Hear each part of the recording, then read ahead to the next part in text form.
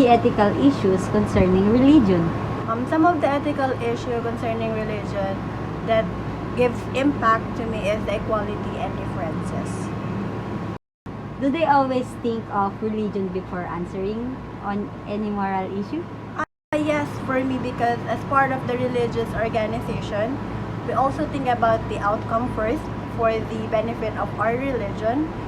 We should look forward to what will happen before we make any move or decision.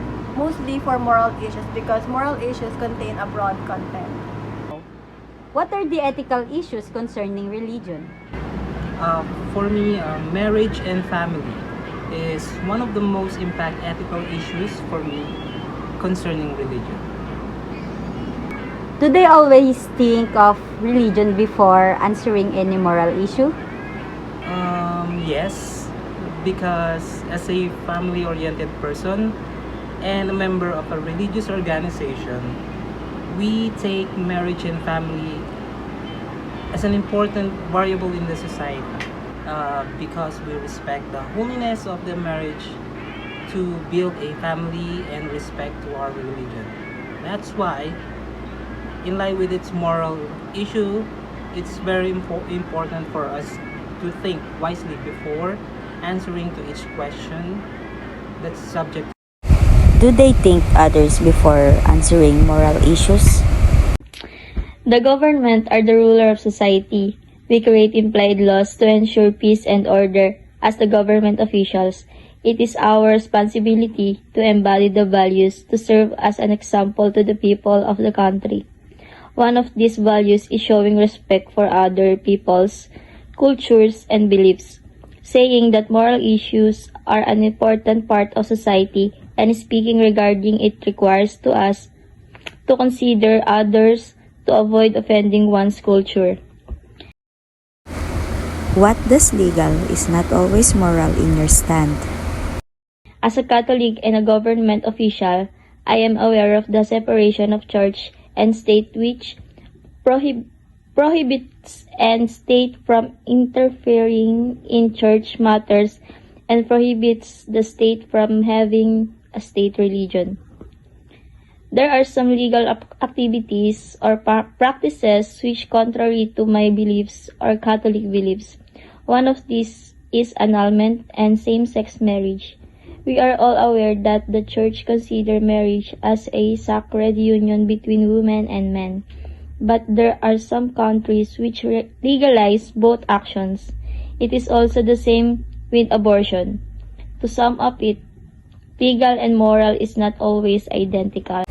Do they think others before answering moral issues? Our primary responsibility as a government office involved in globalization efforts is to promote the interests of our country while also considering the well-being of others. When dealing with moral issues, it is critical to strike a balance between national and global concerns.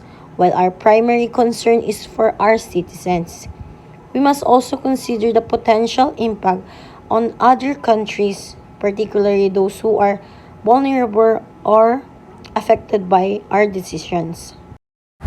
What is legal is not always moral mean in your stand? From my perspective, the statement, what is legal is not always moral, highlights the distinction between legality and morality. While laws are designed to maintain order and protect the rights of individuals, they may not always align with universally accepted moral principles. What is legal is not always moral mean in your stand? From my perspective, the statement, what is legal is not always moral, highlights the distinction between legality and morality. While laws are designed to maintain order and protect the rights of individuals, they may not always align with universally accepted moral principles. Does your generation affect your moral stand? Being born in a family who are born in different generations, I can definitely say that it does affect my moral stand. I grew up being taught of how to act in a different manner in every situations, but have family members who has other opinions. By far, what is your social stand in terms of different ethical issues?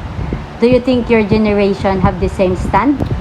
My social stand in terms of ethical issue, it depends on the ethical issue being subjective. There are issues wherein my stand are being influenced in terms on how other people provide their opinions on certain issues. In terms of my generation, I believe more of them are influenced, but I can also say that they are achieved based on their own experiences.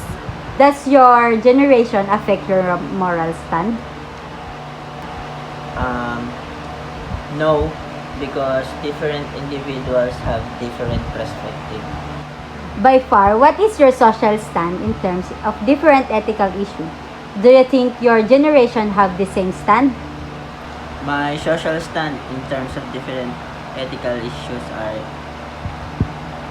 achieved by on my own experience I encountered. And like I said, different people have different perspectives on how they ascribe.